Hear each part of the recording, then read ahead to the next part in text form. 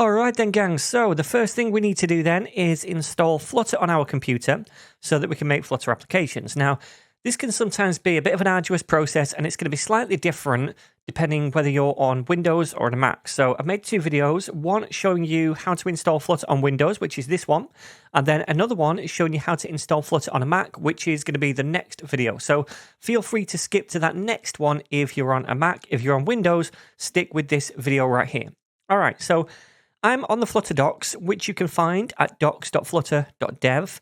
And you want to click on this Getting Started link right here, then choose your operating system, which in this case is Windows, then click on Mobile as the type of application we want to make.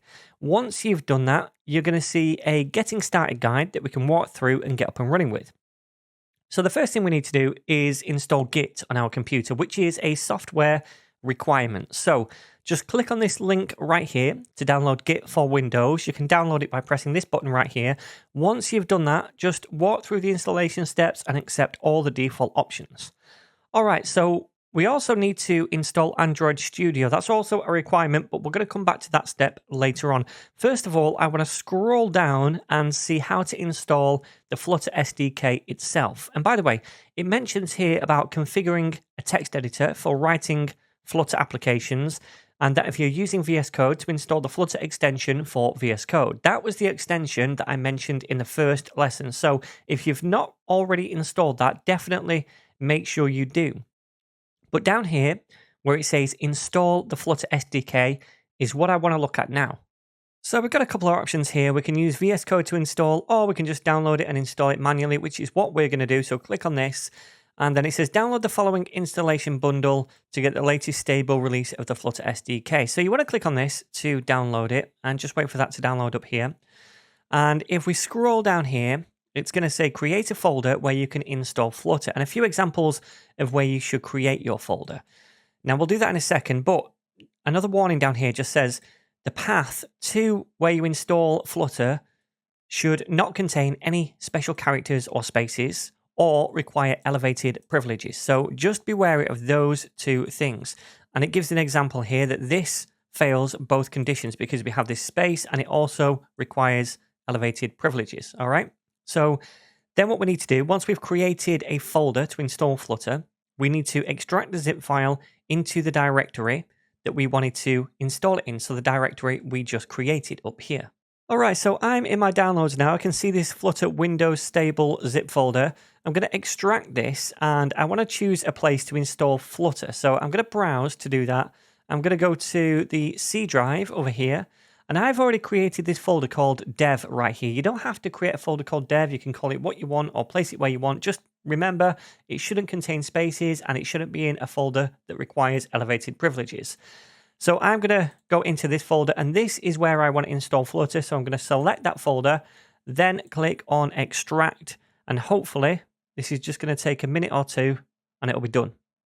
All right, and when that's done, you should see this Flutter folder right here with all of these different folders and files inside them. So now that's installed inside our dev folder right here on the C drive. Awesome. Okay then, so now we have Flutter installed, but in order for us to run Flutter commands in a terminal within different locations on our computer, we need to add Flutter to the path variable. When we do this, it makes the Flutter command globally accessible on our computer and then we can start to use it wherever we need to. So to do this, click on your search icon to search your computer and then start typing in variables, and at some point you should get a suggestion called edit the system environment variables. Click on that. And then in this window, click on Environment Variables. Then select the path variable and click Edit. Now, if you look at my paths I've already got here, you can see one of them whose value is C drive, then dev, then Flutter, then bin. So this is a path to the bin folder inside the Flutter folder we just added. And this is the path that you need to add if you installed Flutter in the same location as I did. If you installed it elsewhere, it needs to be a path to wherever you installed it, then in the bin folder within that location. So to add this path, just click on New and then type it in. Once you've done that, we can click on OK on all of these windows to close them all.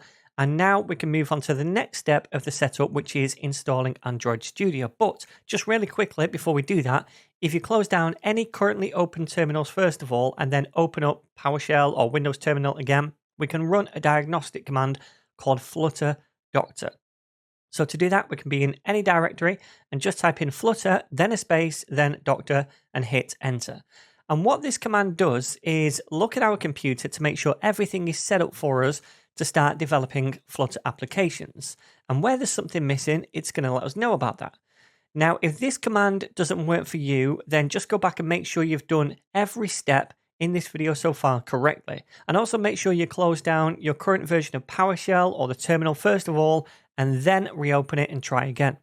So if we scroll up here, we can see inside Flutter Doctor, anything with a green tick is a requirement that we have already fulfilled. Anything else, we haven't. So we can see down here, we don't have Visual Studio installed, but that's okay because we only need to install this if we want to develop Windows applications, and we don't really want to do that. So we do still need to install Android Studio, and that's what we're going to do next. So back on the Flutter docs, if we scroll up near the top again, we're going to see that another requirement of using Flutter is to have Android Studio installed. We won't actually be working within Android Studio itself, but Flutter uses it under the hood, and we'll also be using it to make a virtual Android device to run our applications on our computer. Now, if you click on this link, it's going to take you to the Android Studio website where you can download the latest version. So just click on this link right here to grab the latest version, and then click on the button right here to download it. You might need to accept some terms and conditions before it downloads, but when you've done that, you should see in your downloads an executable file. So just wait for that to download and then fire it up. But just quickly while we wait, if we head back to the Flutter site and scroll down a little bit, you're going to see that where it says Configure Android Studio, we have to make sure the following components get installed.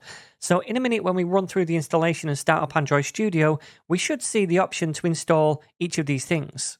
All right then, so hopefully that's downloaded. We can go over here and click on this to open up the installer. And then click on Next, accept the defaults, Next, Next, Install. Just going to take a few minutes. Okay, so now click on Next and then Finish. Make sure you start Android Studio as well, because we need to make sure that these components are installed. All right, so let me scoot this over. So if you go to More Actions now and then go to SDK Manager, then we need to make sure we have this selected, 33. Mine's already installed. Yours might not be, but just check this to make sure you're going to install it. Go to SDK Tools, and you want to make sure that this right here, the command line tools, that's checked. You also want the build tools, which is the top one, the Android emulator, which is this one right here, and then the platform tools, which is this one right here. You can see these things right here. These are installed. I've got a couple of updates available, but don't worry about those. Yours might not say install, but when you click on apply, once you check those, it's going to install them for you. I've already done it, like I've said, which is why it says installed, but just make sure you install those components first of all, and then click on OK. All right then, so next we need to set up and configure an Android emulator so that we can test our Flutter applications on it. So to do that, go to More Actions again. This time go to Virtual Device Manager, create a virtual device, choose your phone. I'm going to go with the Pixel 6, and then I'm going to go to Next. Then I'm going to choose this API level right here, 33, choose that and click Next. Then you can give this a name if you want to. Come down here. I'm going to go to graphics and I'm going to select hardware for this. And this is going to lead to faster rendering. So I'm going to then click on Finish, and it should create that virtual device for us. Now, you can click on play over here if you want to launch the emulator, which might just take a minute. Okay, and now we can see this is the emulator right here that we're going to use when we're testing out our Flutter application. So for now, I'm going to get rid of that. We don't need it open. And we can also cross this off as well. And I'll minimize this. Next up, I want to come back to the terminal, and I just want to run Flutter Doctor again, just to see if we have any updates, because we've now installed Android Studio and we also have an emulator ready as well. So we can see everything is now ticked except Visual Studio. But again, we don't need to install that because we're not going to develop Windows applications. So that's absolutely fine. Everything else is ticked, which is really good. So now we're ready to start creating Flutter applications. Now, if this is the first time you're using Android Studio on your computer, you might also have to accept the Android licenses. And you can do that by following these steps, opening an elevated console window and then running the following command in that terminal, Flutter Doctor, and then -- Android licenses. Once you do that, it's going to show you the licenses. You can accept them. If you've already previously accepted them, it's just going to show you this message right here. But either way, you probably need to do that if this is your first time using Android on the computer. And you might actually see when you run Flutter Doctor without this, that you need to run this command before you start making Flutter apps. All right then, my friends. Whew. So we have finally installed Flutter and everything else that we need to start making Flutter applications on Windows with. In the next video, I'll be walking you through how to get everything set up on a Mac. So if you want to work with Flutter just on Windows, then feel free to skip that next lesson and move on to lesson 4, where we're going to make a brand new Flutter application.